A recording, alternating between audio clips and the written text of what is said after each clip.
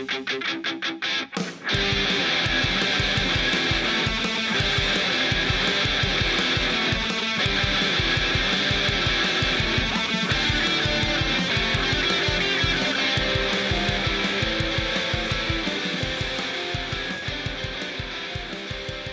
and welcome everyone. We're here again, episode 4 of the Two Bros Hockey Show. Starting to lose count. Huh? Starting to lose count. I know. I had to think for a second. Is it 4? It is. So yeah, we got your same two personnel here. Chris, your host. Co-host Zach. Welcome everyone. We got a very exciting episode. Playoffs are right here tonight. So usually we record on Wednesday and post it. It's usually published Wednesday night, but really for Thursday. Right. We're going to try to get it out just about in time for the games tonight, Wednesday. No chance. No chance? No yeah, chance. It's probably going to be a little later. Probably before they end, I'd say. We'll see.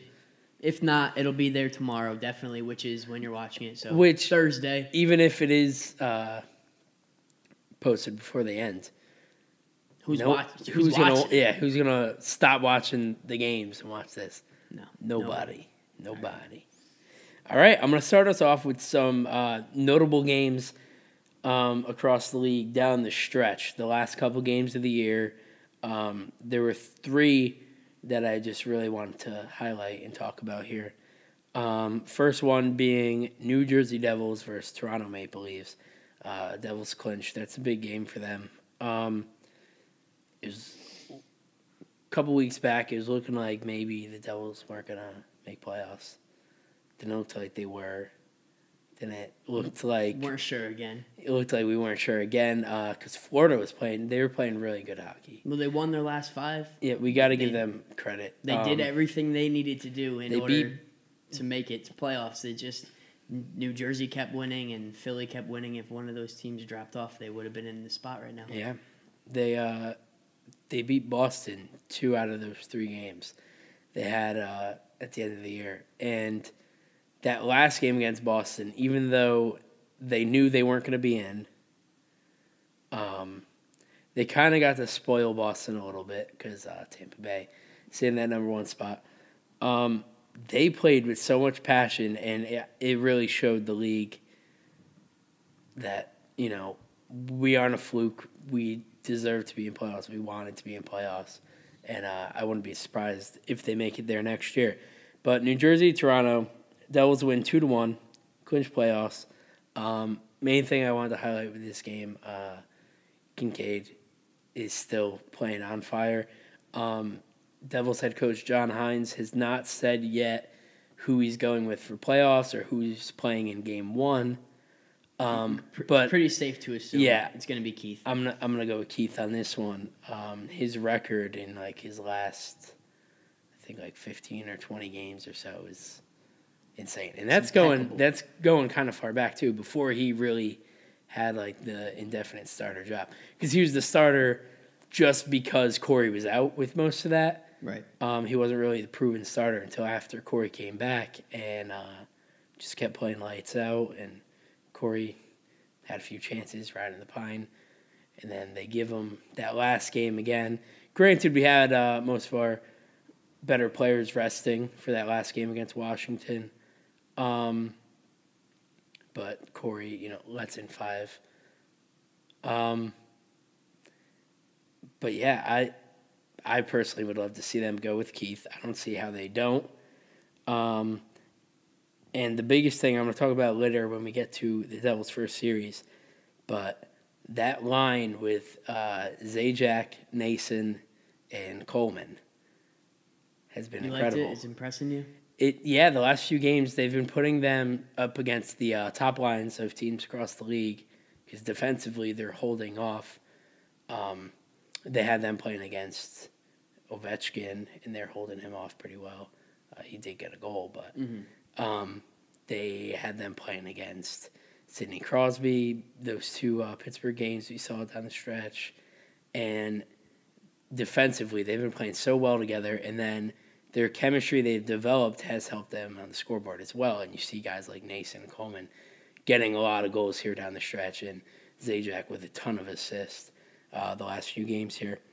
And Toronto, a great team, great playoff team. They definitely have potential to get pretty deep in playoffs. Personally, I have them out in the first round, but that doesn't mean that's going to happen.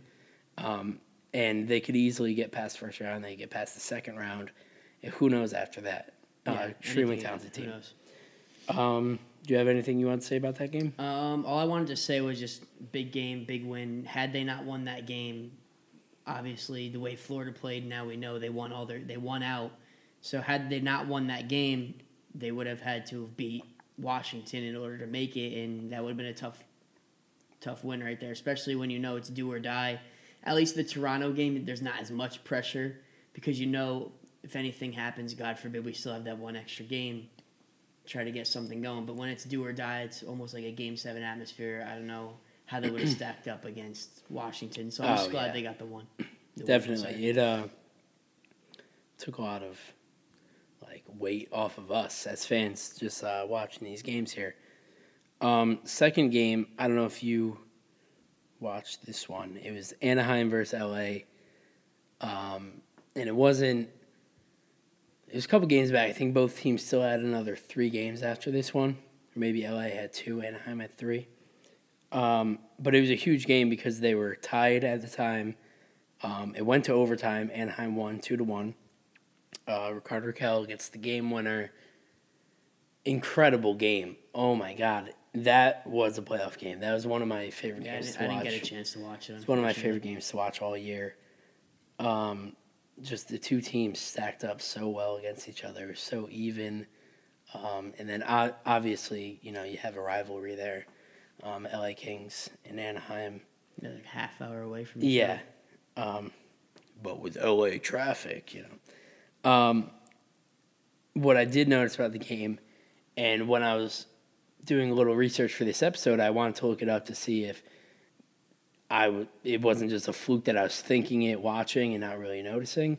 But I thought Anaheim was completely destroying them in the faceoff circle. So I wanted to look up what the percentages were, and they did. It doesn't seem like that big of a jump, but this is a huge gap for hockey. Anaheim was 62% versus the 38% for LA in faceoffs, and that's huge. Right. Just obviously starting out possession or in your defensive zone, winning the puck back to get it out of the zone right away.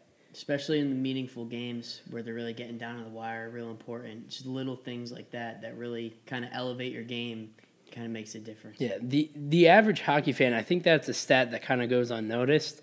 Face-off doesn't matter that much. But like you said, in close games like that, it makes a huge difference. It dictates puck possession, basically. Yeah. And then the third game I wanted to highlight, not what I was expecting it to be. I was kind of underwhelmed. It's the game I think you're going to mention. Colorado versus St. Louis. And I've been hyping it up for, I think 2 weeks now. Yeah. I was like, I hope it gets down to that game to see which one makes it. And it did get down to that game, very last game of the season. And, oh, my God, I wanted to cheer for St. Louis. And I said in previous episodes how St. Louis is a team that I've always liked in the West. But, God, am I happy they did not make playoffs because they don't deserve it. They played with no heart, no ambition at all. Colorado stomped all over them. I don't want to take everything completely away from St. Louis because there's one player that showed up that game, Jake Allen. Stood on his head. And he really – so he let up 4 goals. Colorado, for those that don't know, won 5-2. One of them was an empty net. Jake Allen gave up 4 goals. I think he only had 34 shots again, which isn't a few, but he made big saves. And a lot of odd man defense rushes. not helping him out whatsoever. Guys up front not helping him out. It was just real bad. He stood on his head, making huge desperation saves. He was all over the crease. You could tell he wanted to win that game. The rest of his team didn't. No. But the Avalanche were extremely hungry. They had a roster of 22, 23 guys that were playing like Jake Allen. Right. St. Louis had Jake Allen. That was it. So seeing Avalanche celebrate that empty net goal. There's still 3 minutes left, but they're up 3 goals. They're at up, that yeah, point. there were 3 goals. At first, I was kind of like put off by it because I was like, oh, there's still 3 minutes left. But one would be huge for them to get 3 goals in 3 minutes and then win in absolutely overtime. Also, just by judging, like I said, how the whole game went, where St. Louis looked completely flat, like they're going to win. And that it was kind of incredible to see the guys getting that excited, especially being the 30th team last season, the worst team, and now making playoffs. That's incredible. I don't know Extremely proud last of time them. that's happened. Yeah. When a team's had such a big turnaround And especially, in one single season. I don't want to keep bringing up the Devils, but I'm gonna because that's what I always do. But not only the last time the 30th team, last place team, because now we have 32 teams, and of course over history we had less teams than 30. The last time a last place team went from being last place to the next season making playoffs. Not only that, but the last 2 teams, 30th and 39th, making playoffs the next year. 39th? Oh, sorry, 30th and 29th. That was huge. So you want to jump right on into a playoff picture here. We finally got the matchups. Let's get it started. It's looking good. I'm excited for pretty much all of these series. They look real good. They should all be pretty good series. I think I did my bracket like 2 days ago. I think the first round I didn't predict a game to finish in less than 5, or less than 6, I should say. Every game I assumed was going to finish in 6 or 7, which I know probably isn't realistic.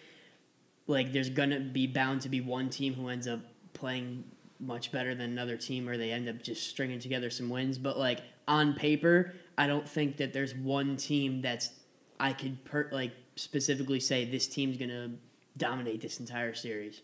Yeah, for me, I have two series that I'm predicting are going to 5, and that's the first 2 we're going to talk about here in the West, and then everything else is 6 and 7, and I'm pretty sure in the East, 3 out of the 4 series I have going to Game 7. I don't want to talk about our whole brackets, like going into the second round and finals, because for filling out a bracket, that's fine. But we don't even know if any of our first rounds are going to be right. So why even bother talking about second round? So what we'll do, we'll share predictions for first round. And then when the first round's over and we get to the second round, then we'll say our predictions for the teams that actually make it there. Right. So for Nashville and Colorado, I have pretty much like stat-based. You went more off of like... I kind of just looked at what teams have going for them right now, what they don't have going for them, what would help, what they need that they haven't had that's going to help them. Which, honestly, I think for playoffs is more important than absolutely. Just looking at stats. I also just took note of like what the records were, like the series matchup against the 2 teams during the regular season. And while I'm going to bring it up, I don't think it really has any kind of importance for playoffs. Playoffs is a totally different animal. I think it has a slight importance. It's something to look at, but I don't think it's going to dictate a series. I mean, it's definitely interesting to look at to see how they stacked up against each other in the regular season. But what I'm saying is I wouldn't expect it to be similar trend in the playoffs. It's a totally different animal. I think that it's just something to look at. But at the end of the day, both teams are going to look totally different in playoffs than they did in the regular season. So first round, I'll say my prediction and then a couple of reasons why I chose that, if I have reasons. Some of them, I didn't really know what to say, so I just kind of guessed. I don't have a definitive reason why I picked a team other than I just had a good feeling about that team. And then I'll go to you. You'll say your prediction, how many games, what team, and some reasons why. So Nashville versus Colorado. While I'm glad Colorado just sneaked in, I have Nashville winning this in 5. You can't deny the Predators. Completely dominant team. And I think the biggest factor here is Nashville obviously has home ice advantage. And this is all going to come down to atmosphere. The atmosphere in that building all season long, never mind playoffs, with all the French's mustard across the whole arena, and then chanting at goalies after they give up a goal for 5 minutes straight, and yelling at the timekeeper. Just everything. They're animals. Oh, God. It's definitely a big impact. And they go beyond chants. Like, they have full-blown songs. Yep. Like, there's got to be some kind of like Discord or like subreddit or something where they all go and an email list, something. Yeah. So I think for playoffs, regular season, atmosphere definitely affects the game a very little bit. But I think at this level, it's going to affect the players a lot. Like, I mean, I've never really been an athlete at any point in any sport. We could tell. Thanks. So I don't know how much that really gets in your head. And you have, but obviously not to this level. I just think atmosphere is going to kill Colorado. But what I will say in Colorado's favor, looking this up, they have the edge on special teams. Their power play percentage and penalty kill percentage are better than Nashville. It's pretty close. It's splitting hairs pretty much, but they have that edge there, so I'll give them that one. So my prediction for this series, I think Nashville's also going to win it. I said Nashville's going to win it in 6. And I know we don't want to go further into the bracket, but I'm just going to mention that Nashville's my team that I do have going all the way. I do as well. Yeah. And I have them winning. Right. Also, I do too. So I have Nashville winning in 6. I took a look at their series record. Nashville went 4-0-0. Colorado went 0-3-1. So they got 1 point out of a possible 8 during the season series. I don't think it's going to trend the same way in playoffs. I think it's going to be a lot more competitive. The games are going to be like 1-2 goal games. Well, I have them 1-3-0, so it's about the same. Yeah. Well, not 0, but 1-3. Exactly. Overtime doesn't matter. So I just think that Nashville's just the more dominant team. They have solid goaltending. They have insane depth at defense, a lot of scoring with their defense. And like you said, the playoff atmosphere, I just think it's hard for Colorado to stack up to that. And I think after last year, it's not often that you see a team make it to the final 2 years in a row or like lose. I mean, obviously you see Pittsburgh made it 2 years in a row. It happens. But you don't often see a team, make it all the way to the final, lose, and then make it to the final again and win. But I think that's got to be driving them this year. That's a team that they know how to get there, and they know that they don't want to get off that ice if they make it to the final. They don't want to be on that same end of the handshake that they were exactly. last year. Yeah. And I'm pretty sure last year they were the 8th seed coming into playoffs, and they snuck their way in, whereas this year they were just motivated all year. They've been at the top of the standings all year long. Won the President's Trophy, I'm pretty sure. And so I think the only way Colorado makes this game or this series real close, brings it to Game 7 and has a chance to win, is if they get more of the same from McKinnon. He's got to continue playing the way he was. They need guys like Soderberg and Zadorov to step up. Really, like they've been good contributing players, but they really need to kind of take over a dominant. I think they need series. their captain to. He's had a great year. Don't get me wrong, but Landeskog needs to. He's got to lead the team. Yeah, exactly. And the thing with McKinnon, much like Hall for New Jersey, he's been so dominant on that team, and a lot of times throughout the season carried the team. And without him, it would be a completely different team. I don't think they'd be anywhere close to playoffs. But I think when you get to playoffs, and the same thing is going to hurt New Jersey, is you can't rely on one guy in playoffs. But they have been stringing a lot of success together the back end of this year as well. The other thing that I like that's going for Colorado, too, is their goaltending. They've both been playing really well lately, both Varlamov and Bernier. So even if one of them kind of drops off a little bit, they have that other goalie who's had the experience this season, got a lot of games in, and they've both succeeded this year. So I think that's kind of a plus. I'm not saying because Pekka Rinne is incredible. He always is in playoffs. So I don't think they're going to match up to him, but they have a good back end in goaltending too. So I think that helps them out a lot. And Bernier, I think he's easily one of the best backup goalies in the league because he's always been in a weird spot his whole career where he's seen a lot of games as a backup, and he basically did a duo, like split, when he was in Toronto with Reimer. Mm-hmm. So he's not necessarily a backup goaltender. And like you said, he's had a great year. Do you have anything else you want to add on that series? I think that's it. Let's head over to Winnipeg and Minnesota. Yep, Winnipeg, Minnesota. This is my other one going to 5. I have Winnipeg beating Minnesota in 5. I know the teams are right there, second and third in their division, but oh my God, the way Winnipeg has been playing and this whole year. Yeah, they've been playing lights out. Connor Hellebuck in net. Wait, is it Connor? I'm not sure. I don't know what I first name feel like it's not Connor now. Hellebuck in net has been incredible. Obviously, you got Patrick Laine. He needs to shave, but obviously that's not happening now with playoffs. The whole team, really. I don't want to just single out those two guys. And then again, atmosphere there. They always do the whiteout. They always get rowdy. There's nothing else to do in Winnipeg. That's their life. Like, we're pretty hardcore hockey fans, pretty hardcore Devil fans, but in Canada, it's so much different at such a higher level.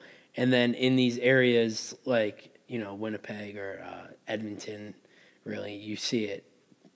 Exactly. It's at a whole nother level. And since the team's been back in Winnipeg, this is by far the best team they've had since they've been back in the league. And I think they're real motivated. They really want to get deep into the playoffs. Yeah. So it's a city that shouldn't have lost their NHL team to begin with when they did. So they're real excited when they got the team back. And now, like you said, having the best year since they got this team back, it's definitely going to be an exciting atmosphere. Now, Minnesota, it's the state of hockey or whatever, but I never got that feel. Like, I know it is. I feel that's more on a college level, though.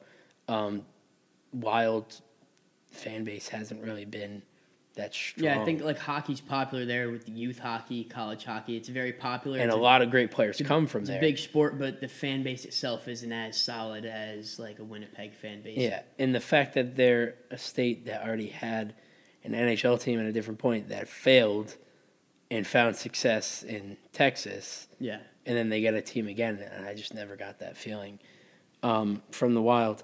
So Winnipeg has the edge here in every single statistic I looked at. They have them in goals for, goals against, power play, penalty kill, face-offs, you name it. Every single stat, they beat Minnesota out for the whole season. And then looking at the last 10, this is what really led me towards Winnipeg too. Winnipeg is 9-1 in the last 10, whereas Minnesota is 4-2-4. And yeah, 4 of those games go to overtime. You get 4 points. That's basically like 2 wins. But in playoffs, overtime doesn't matter. Points don't matter. There's no such thing as points. Right. It's wins or losses. So I'm not looking at 4-2-4. I'm looking at 4-6. Yeah, you got to. If this is playoffs, you got to be able to go the distance. That's below 500. Pull together a wing.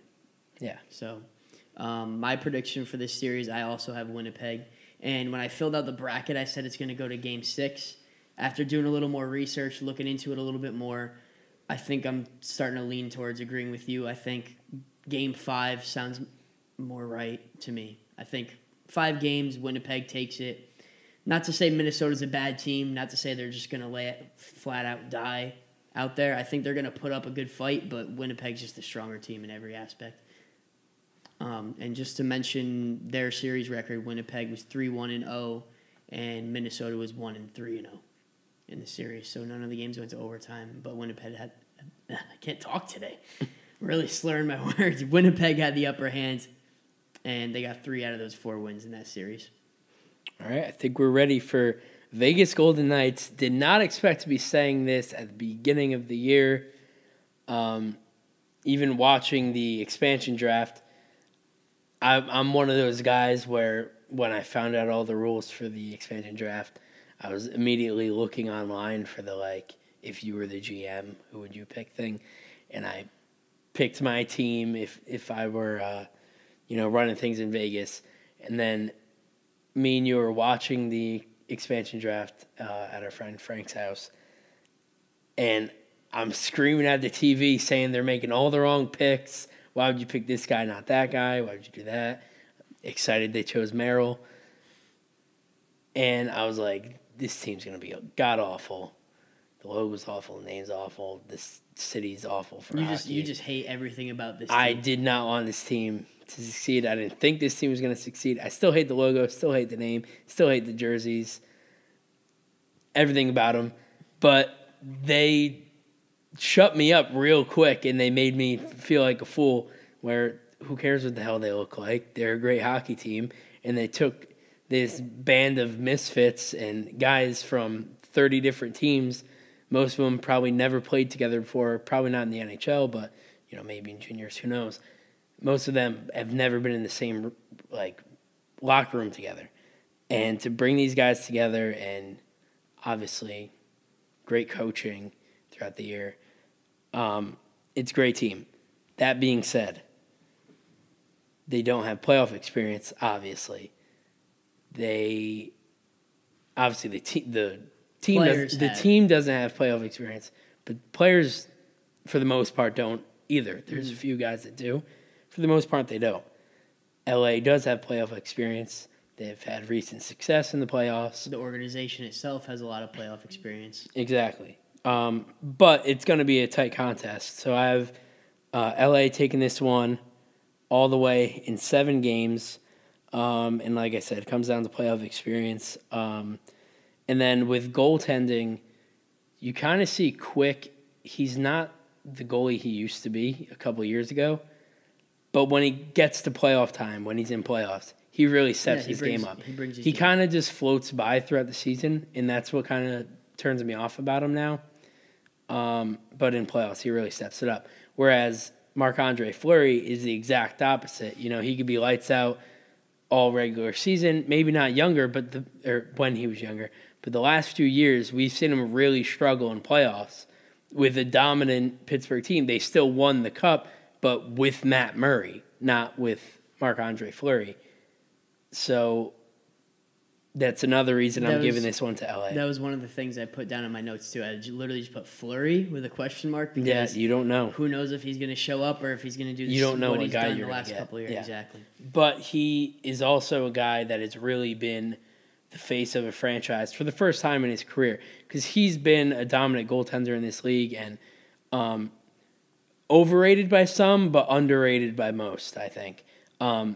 And with Crosby and Malkin always in front of him. In the shadows. Yeah, but now he is, with this new opportunity, he's really, the city of Vegas has embraced him. The whole league's embraced him.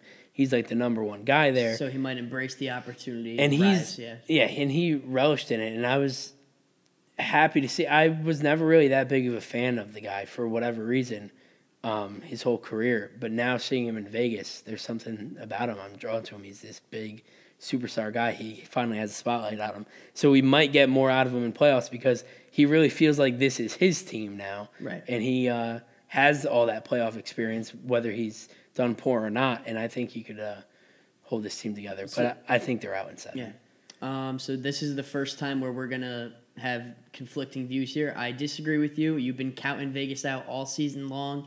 You've had these biases against them all year.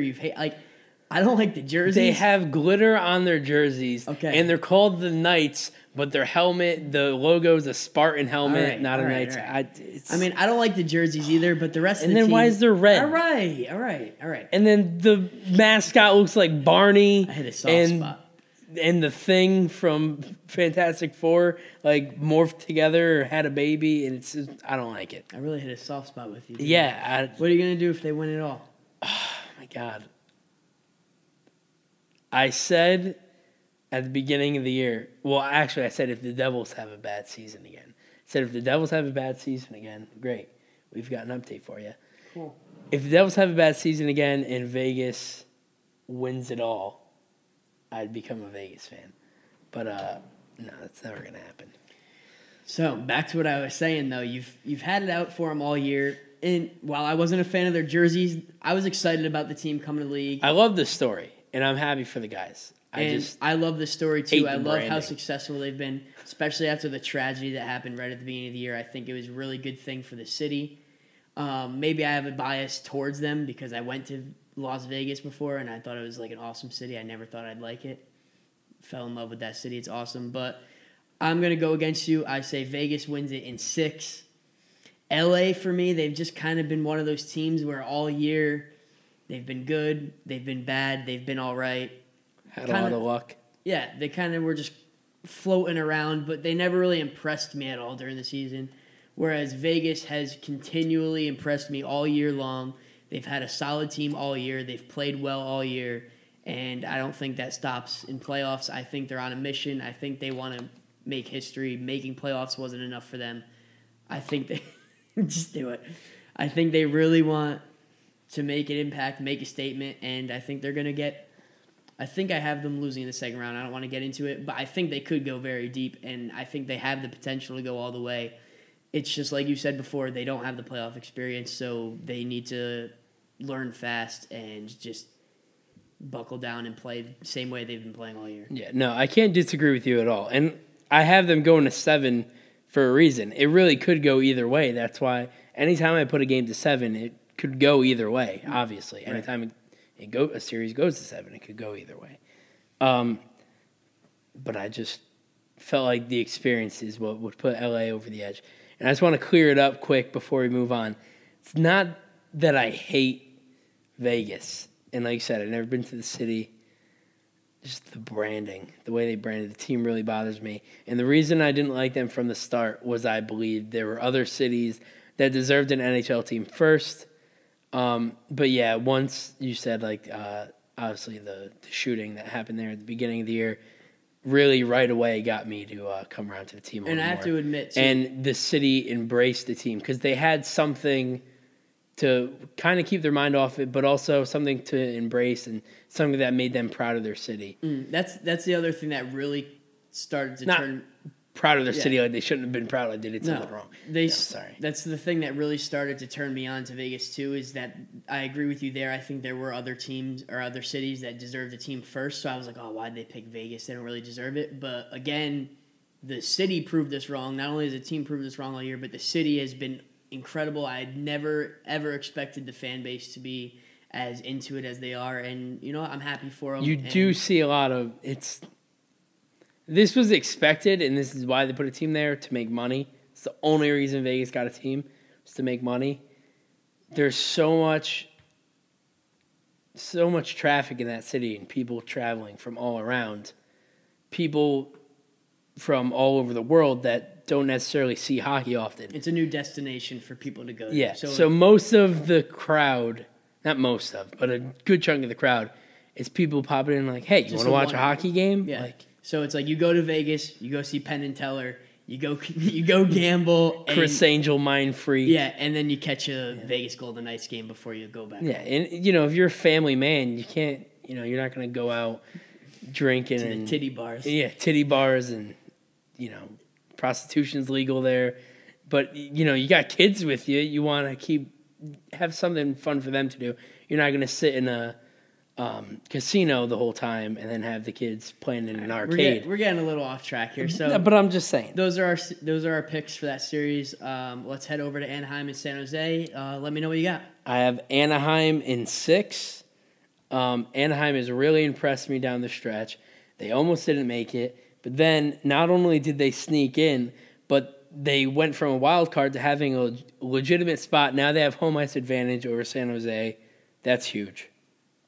The last 10 I looked at again here, Anaheim is 8-1-1, or basically I'm gonna look at it playoff wise, 8-2, and you have San Jose who's 5-5. That's not gonna make a huge difference, but it's definitely interesting to see how both these teams were pushing for position here, and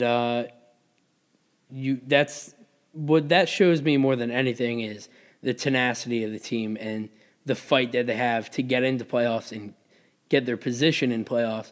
They're going to have that same fight and, an even higher degree of it once they're actually there. It's going to be a very exciting series. Obviously, you got a Battle of California here.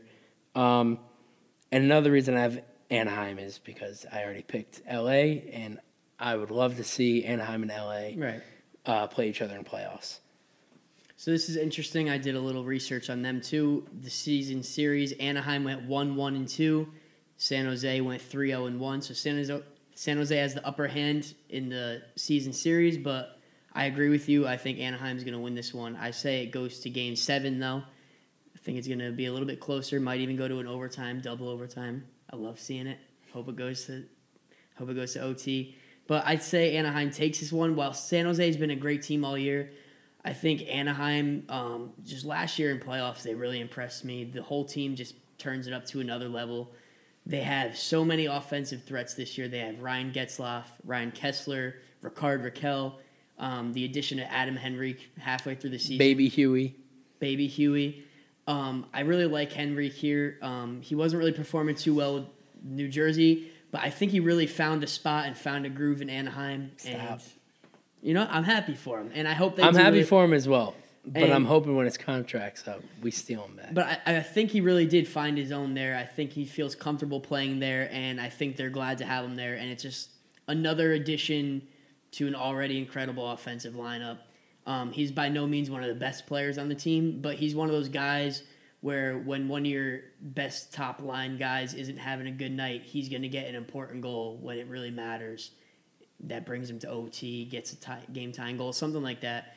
So I just think they have too many offensive threats. I think they're going to win this series. And defensively, they're really strong too. And I definitely saw that in the LA game. Anaheim just across the board. They're a well-rounded team. San Jose has great defense too. Obviously, with Brent Burns leading that very offensive defense. So I was going to say too. That's the thing I don't like about San Jose is that their highest point scorer is almost always Brent Burns, and he's a defenseman and he's an incredible player. But you got to have forwards who can put the puck in the net too, and it seems like he's pretty much doing it on his own. Yeah, he's the guy that they rely on both sides of the ice, and it's tough in a 7-game series. It's gonna wear him out, exactly. And I think that's part of the reason why San Jose doesn't really ever have that much success in playoffs. It's because they need to share the wealth a little bit. They need some more guys to help out Burns. They definitely have a great team. Don't get me wrong. It's not like it's just him, but he's the top guy on both sides of the puck. So anything else you want to add on the West before we head over to the East? No, I think that's all good for the West. All right. We got round 1 matchups here for the East. Family back East. And we have, obviously we have the most to talk about this one. We're going to try to make it fast.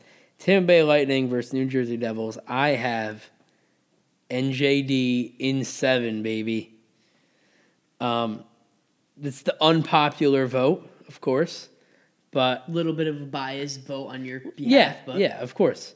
I try not to be biased, but I truly believe in this team. I think, and I know you said regular season records don't really have that much of an impact on playoffs, or you don't think they'll have that much of an impact on playoffs, but with Tampa Bay being such a dominant team, and then the Devils are the only team in the National Hockey League. Turning into me now. Yeah. To clean sweep them in the regular season, 3-0. It's not like any of the games were really that close either. Even if they were kind of close on the scoreboard. They're all 1 goal. Yeah, they're all 1 goal games. So on the scoreboard, they were close. They were close. But watching the games, New Jersey had them from the first. Well, the other thing I ice. want to add though too is that Tampa Bay did outshoot them every single game by at least 10 shots. So it's really defensively is where New Jersey outshined, and they capitalized on chances that were they capitalized on their chances, and they had quality chances, whereas Tampa Bay was kind of just firing everything at the net. Exactly. But for us, that's where it gets interesting for me, though. For whatever reason, Tampa Bay could not solve New Jersey's puzzle this year at all. And like you said, they outshot us, so defensively we shine. But I think we have one of the weaker defenses in the league. The Devils still need to work on that and strengthen their defense. And Tampa Bay has one of the most dominant offenses. And just based on that alone, that one of the weakest defenses versus one of the best offensive, and for them to stump them. And then again, that Zajac, Nason, Coleman line has shut them down and has been dominant. against everybody, really, down the stretch. Statistically, Tampa Bay has the edge here, too. But New Jersey, again, defensively has them beat on the penalty kill. So that's definitely going to help out. So for me, as much as I hate to do it, if I were a betting man, when I was picking my bracket, I was going, if I were a betting man, I was stuck with Tampa Bay. Just they're the better team on paper. They've been the better team all year. They've been a dominant team all year. And while I hope New Jersey proves me wrong, and while I think they very well can prove me wrong, just going with statistics on paper, I think Tampa Bay takes a series. I said they take it in 6. If New Jersey is going to win this series, I think it goes to Game 7, and I think they very well can win the series. But Tampa Bay, they're just lethal offense, like you said. Their defense is incredible also. I would say probably second best in the league behind Nashville. They have a lot of assets there. They've had solid goaltending all year. The only way New Jersey wins this series is if they get the same play they've been getting from Kincaid the last couple months, and he continues to play the way he has, which you never know. He's never had playoff experience before. A lot of the guys on New Jersey haven't had playoff experience before, so I think that's going to be a real big contributing factor to this series is how fast they could pick up with the learning curve and how fast they could learn to play playoff hockey and be competitive. And I think Kincaid really needs to step up. Hall needs to keep playing the same way he's been playing, but he also needs a lot of secondary support. Guys like Boyle, who've been playing hard and playing strong games recently and very defensively, he's been playing well, but he's got to start contributing more points. Drew Stafford, if they're going to have him in the lineup still, which the other day they said they had him in the third line, which if it were up to me. And he's been scratched the last few games, too. They had him ahead of Bratt in skates recently. So Bratt's been on we had 5 lines skating in practice. Bratt was on the 5th line with Johansson, and I can't remember who else it was, but guys like Stafford have to step up. Pat Maroon has a lot of playoff experience. He's going to be crucial. Michael Grabner also, that's what we got him for. He's got to start pulling his weight. I think that's what's going to help. Well, that's the thing. That's part of the reason I went with New Jersey, though. Tampa Bay, definitely a dominant offense, but they have their top 2 lines that are better than the top 2 lines of New Jersey. But I think the alternate scoring in New Jersey has definitely stepped up on the back end of this season because you're seeing guys like Nason and Coleman score. You're seeing more goals out of Zaka Miles Wood right, playing great, putting up huge points towards the end here. And then I have the last 10 again. New Jersey went 7-2-1 or 7-3 in the last 10, and Tampa Bay was 5-5. It's not that far off. And then New Jersey, before their loss in game 82, the last game against Washington, I think they had points in 9 straight games before that. So that's huge too. Whereas Tampa Bay, they were kind of dominating the whole beginning of the season, whereas second half, not even so much the second half, but the last month or so, they kind of slowed down a bit. Yeah. And I just have one more question for you before we move on to the next series. Marcus Johansson, he's cleared to play. I'm glad you brought this up. He's cleared to play. He's been practicing with the team with contact. Do you think he makes it in the lineup? If so, who loses their spot? New Jersey's facing something that they haven't. It's an issue. It's a good issue to have, but it's an issue they haven't had to deal with in a long time. And as a fan, we haven't had to deal with in a long time. And that's not knowing where to put a top 6 guy because your whole team's playing so well. I think since it's playoffs, obviously it's depending on how John Hines feels seeing him in practice. I haven't seen him in practice. I haven't seen him play since January. He only played 29 games this year, thanks to Brad Marchand. Just had to thank him. So I don't really have a good idea of how he even is as a Devil. We barely know anything about him. I know about him in Washington. Right. But that's a totally different situation. I think being playoffs, they throw him in.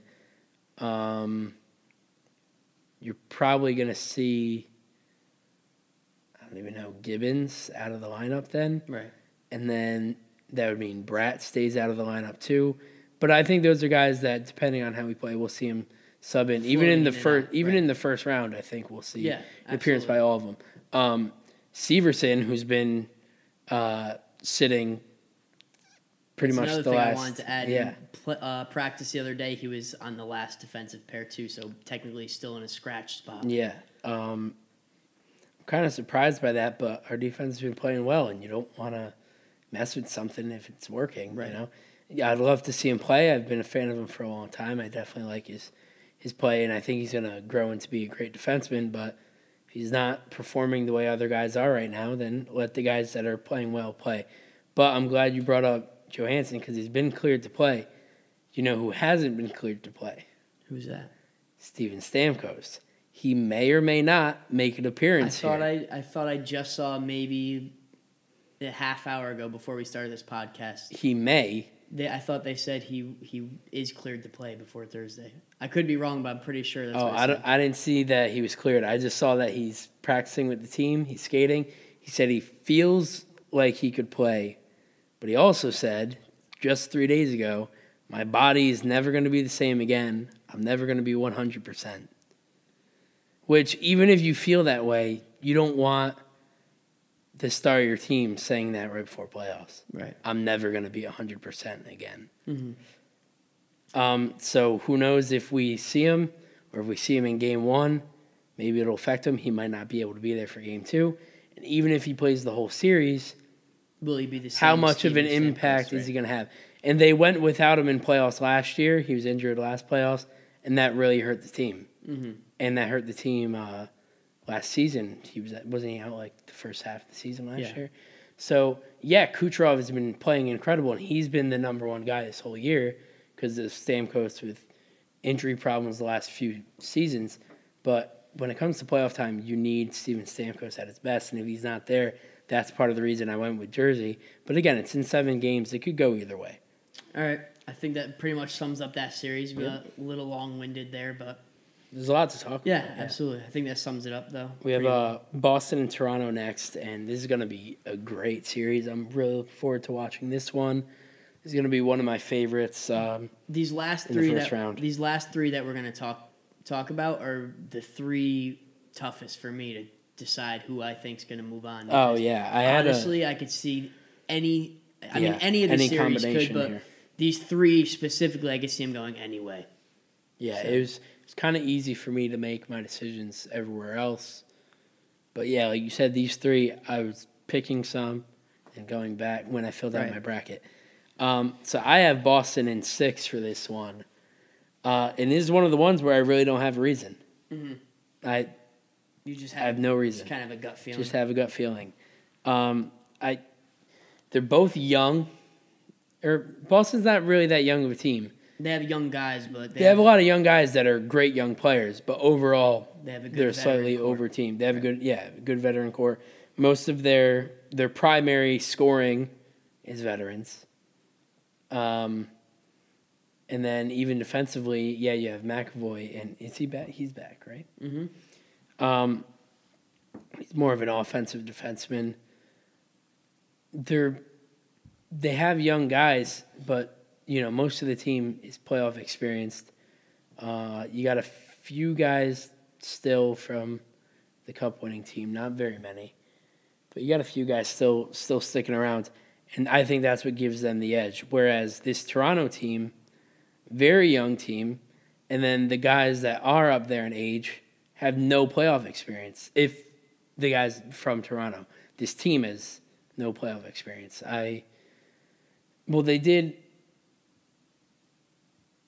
They've been a better team the last few years, but they haven't been in playoff like I'm saying. Boston's been consistently a contending team. Yeah, they missed a few years, but they've been in the conversation, and they've been a competitive team. Exactly, where Toronto only the last couple of years they've been competitive.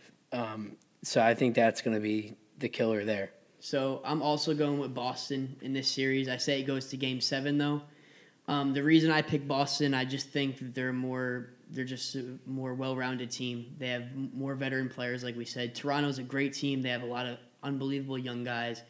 I still don't think they have enough experience to make it that far in playoffs, though, which sucks because they have the talent and the team to make it deep into the playoffs, just not against this matchup. I don't think this matchup doesn't suit them very well. And even though in the regular season Toronto went 3-1 against the Bruins, which I'm not sure if you knew that or not. I did not. They went 3-1, and Bruins went 1-2-1 in this series. I think Boston has the upper hand when it comes to playoffs. They're just a better team. I actually, in my bracket, have Boston going to the final. Now, I didn't originally think so, but the way the rest of my bracket shake down, I have it them playing New Jersey, obviously, and I definitely don't see New Jersey beating Boston. I know I'm not going to talk about it in depth, but we're going to get into it, but I have Washington beating Columbus, Pittsburgh beating Philly. So I have Washington for the first time, maybe ever, beating Pittsburgh in playoffs, but I don't see Washington making it to the Cup. So I have Boston going all the way to the Cup and losing to Nashville, but we'll see because they might not get out of the first round. And like I said, all these series are going to be really close. It's hard to tell. I think another key factor in this series for me is going to be Brad Marchand and whether he could stay away from the bullshit. If he could play lights out hockey like a superstar and play like a top guy in the league like he has the talent to do, but he could keep his head and stay away from getting into trouble and taking stupid penalties at stupid times, that's going to hurt his team. I think that's a big factor in this series. Sad thing is, I agree with you, but in playoffs, refs tend to let a little bit more go. They're kind of lenient with him anyway because he's a star player. They tend to let more go in the playoffs because obviously the stakes are so much higher. Games are going to be a lot chippier anyway. And I think instead of steering away from that and being a team-first guy and just doing what he has to do hockey-wise, he's going to take advantage of that. And instead of being a dominant guy and taking Toronto down on the scoreboard the way that he could and should, he's going to do shit behind plays, after whistles, and he's going to try to get under the skin and make them do dumb shit that way. When, I don't know. I think he will too, but I think that's going to be more of a benefit. If I were a Boston fan, I'd want to see him stay away from that. But Boston fans don't even recognize him as a dirty player for the most part. So, you ready to move on to Washington and Columbus? Yep. I have Washington beating the Blue Jackets in 7. And again, 2 series in a row. Because like you said, these last 3 are so hard to pick. I don't really have any reasons for this other than I literally wrote down Washington in 7. One of them has to win. That's what I wrote down. Because these are 2 teams that are always great teams throughout the year. They always seem to make it to playoffs. They always seem to have a good team together. And then they get to playoffs. They don't live up to expectations. And, the wheels fall off the bus every time. And usually it's when these teams run into Pittsburgh, which in the first round, it's basically the 2 teams that always get stomped by Pittsburgh are playing to see who might play Pittsburgh. Right. So, I Washington just based on kind of, I guess, experience. Ovechkin deserves it more, I guess. I don't have any reasons here. I have Columbus for a couple of reasons. I say Columbus. Let me just say, say the last 10 quick. Pretty close to. It's not that big of a jump. But Washington 8-2, and then Columbus is 6-4, 6-2-2, but playoff wise 6-4. So what I was gonna say was I have Columbus in this series, so I'm going against you here. I also have it going to Game 7 though. I think it's gonna be another extremely close series. Their record against each other this season, Washington won that series. They went 3-1-0. Columbus went 1-3-0. So I'm going against the grain of the regular season again here. But I think Columbus, for me, I just think, I don't know. There's something about them. I kind of the same way you did that with Boston, where you just had a feeling they were going to win the series. That's how I feel about Columbus. Washington, I'm not even going to say for the sake of the fact that they haven't been a good playoff team. I don't think it's going to come down to that. I think they're going to play a great series. I just think Columbus is going to be more hungry. They're going to want it more. I think they have a lot of guys who want to prove that they can make a deep run in playoffs. And while Washington hasn't had a lot of success in playoffs, they have been more successful than Columbus has been in recent years. And I think Columbus is really going to just take... I had to pick an underdog somewhere. In most of my other series, I've picked a higher seed. So this is really my underdog series. And I think what's really going to be important for Washington is whether or not Braden Holtby plays playoff Braden Holtby hockey or regular season Braden Holtby hockey, because it's a good point. He's been kind of on and off all year. He hasn't been bad this year, but he wasn't anything special either. So if he's one of those guys who could steal a game for them here and there in playoffs, that's going to make a difference. But if he's just run-of-the-mill goaltending, making the saves he should make, but not making ones that he's not expected to make but needs to make in playoffs where it's important, then I say Columbus takes it. So I think it comes down to whether or not Braden Holtby is going to play elite goaltending. Yeah, again, this one could go either way for me because, like I said, one of them has to win, and I have it going to Game 7. So, yeah, I was really torn with this one, and I picked Columbus, then picked Washington, went with Columbus again, then almost did the rest of my bracket, almost hit submit, and then I did Washington. So for the last series, and arguably the best, hopefully the most anticipated, most likely definitely from pretty much anybody, Pittsburgh versus Philadelphia, Battle of Pennsylvania. I have this one going to Game 7 as well. Could go either way, but I'm going with happy feet for this one. Pittsburgh in 7. Pittsburgh has the statistical advantage throughout the year. They have them in... They sweep them in regular season? 4-0-0, and Philly went 0-2-2. Yeah. So Pittsburgh swept Philly in the season series. I think they have a lot more playoff experience.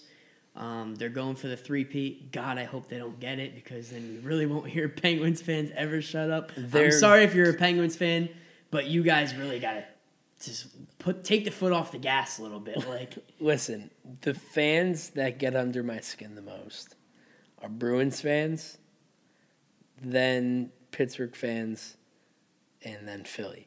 It used to be Bruins, Philly, and then Pittsburgh, and Pittsburgh didn't bother me that much. But after the 2 Stanley Cup wins, and I know what every Pittsburgh fan is going to say. Jealous. That's just because we're so much better. Oh, Crosby's the best player in the world. We won 2 cups in a row. That's not why. It's because of your success. Most Pittsburgh fans are becoming Boston fans, not Boston Bruins, not fans of the Bruins. But they're getting to be that bad for me. I just can't deal with it. But yeah, it's going to be an exciting series. It's going to be a physical series, hopefully, high-scoring series. Crosby's going to hopefully not, but probably will, like we saw in the Stanley Cup final last year, beat the shit out of the guys behind the net and get away with it like he did with Subban.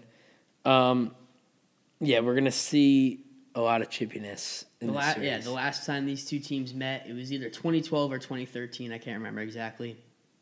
But that was one of the funnest series I've watched in a while back then. So I'm really excited. Hope it's a lot of the same. There were a lot of fights, a lot of big hits, a lot of talking between whistles.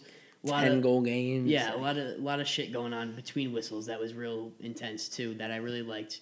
They were playing hard while game was going on, but in between it didn't stop. Like, they were still going at each other. And I hope it's more of the same. I know the NHL is a different NHL than it was then, but I think these two teams hate each other that much that this is going to be one of those nasty series where it's going to be anything goes, and it's going to be fun to watch. And I think the atmosphere in both buildings, not only do these teams hate each other so much, like players, but the fans, even more than the players, despise each other. You see this a lot with rivalries. Obviously, any rivalry, you're going to dislike the other team. I don't particularly like the Rangers or Rangers fans, they don't get under my skin that much. I don't mind them. These two teams, you can't have the fans, one or the other, in the same room together pretty much across the board. It gets pretty bad. We're probably going to see some fights in the stands. It's going to be an exciting series. And the one key factor that I have for this whole series that I want to mention, and I know I kind of go back to goaltending for a lot of these series, but in playoffs, I feel like that is a big important factor. That's the biggest thing. But for me, this series more than most, the goaltending's been kind of iffy all year for both teams. Matt Murray played incredible the last 2 seasons in playoffs. This year during the regular season, they were confident enough to have him as their full-time starter. He was kind of shaky throughout the year. He kind of found his own a little bit towards the end of the season, but still he wasn't really that impressive all year. If he plays like Matt Murray in playoffs, I think Pittsburgh takes this, no doubt. The thing with Philly is they've always struggled with finding a solid goaltender. They've been through so many in so many years. And they got rid of Bobrovsky. But I don't even want to get into that, but no, I'm just if one of their goalies comes and steps up and plays well, I think both teams defensively and offensively are very similar. A lot of good offensive threats, a lot of solid defensemen. I think this one's going to come down to whose goalie shows up to play. I would have to agree with you on that.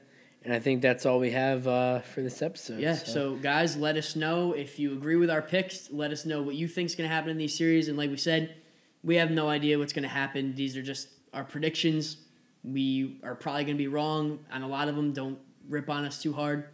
But let us know what you guys think. If you're listening on SoundCloud, thank you very much. Give us a like, comment. If you're watching on YouTube, like, comment, subscribe, hit the notification bell, and we'll see you guys next week. It's going to be an exciting week, so see you next Wednesday. See you guys.